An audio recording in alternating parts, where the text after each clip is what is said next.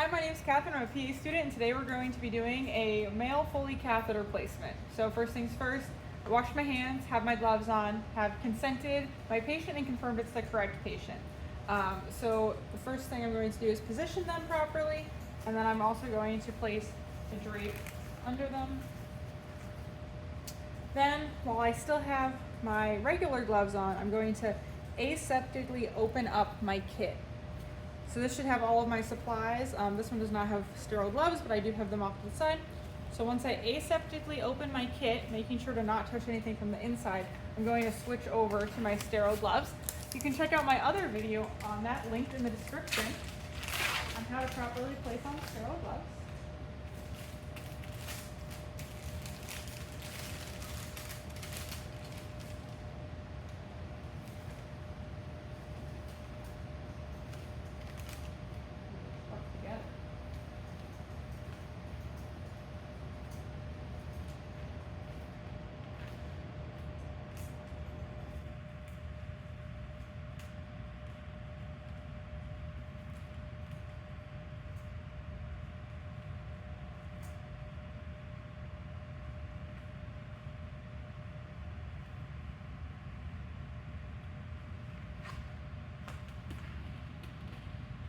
I did actually maintain a sterile field that whole time, somehow, believe it or not. Okay, so now I'm going to place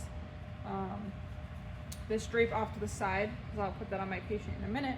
What I want to do first, though, while both of my hands are still sterile, is get my equipment organized here. So I have the bag. What I'm going to want to do is I will check to make sure that it inflates properly. So you do need two hands for this. I have a blooper that I made of this video actually where I sprayed the water everywhere. So you do want two hands. So you're going to inject the water and you'll look for the balloon to inflate all the way. So now we're going to deflate the balloon all the way. It's important to know how much you inflate the balloon, how much water goes in, or saline, whatever you're using, because when you go to remove it, you want to make sure you remove that same amount. So now I'm going to go ahead and squeeze some lube onto my tray, and I will put the tip of the Foley catheter in there so it will be properly lubricated. So, probably should have done this with one of my hands. Still sterile. Let's say maybe somebody assisted me from the outside to properly place this beforehand. Okay. Perfect. So now what we're going to do is we're going to clean the insertion site of the Foley catheter. So you can do iodine or whatever your kit comes with. I'm not going to pour that out because it's bad for the mannequins. But the way this one works is cotton swabs, we'll soak them, and then at this point in time you're going to commit to having one hand to be dirty and one hand still be clean and sterile. So I'm left hand dominant, but for the point of this video I will be having my left hand be dirty and my right hand be clean. So with my clean hand, I'm going to get my swabs, and then with my dirty hand, we're going to lift up the penis, and then we're going to go around the meatus, down the shaft, and outward concentric circles. Now that's dirty, so you don't want to put it back on your tray. So we're going to do this a total of 3 times.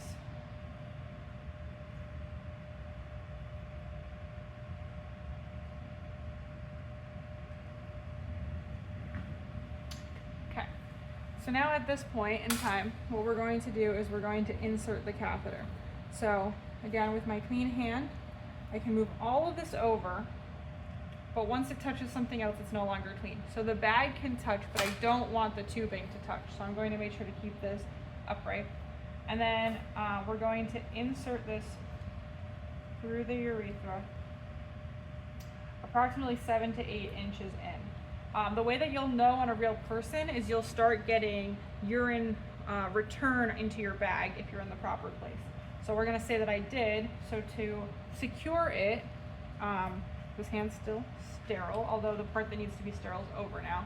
I can now use both hands.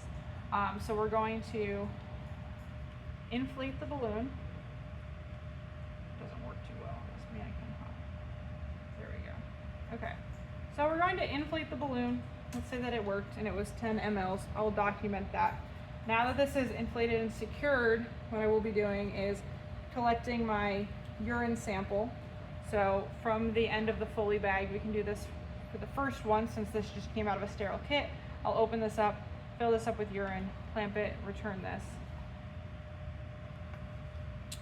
Let's assume I didn't just spill it everywhere too. But then I could secure this and we would note the color, clarity, and anything abnormal about the urine and send that for testing.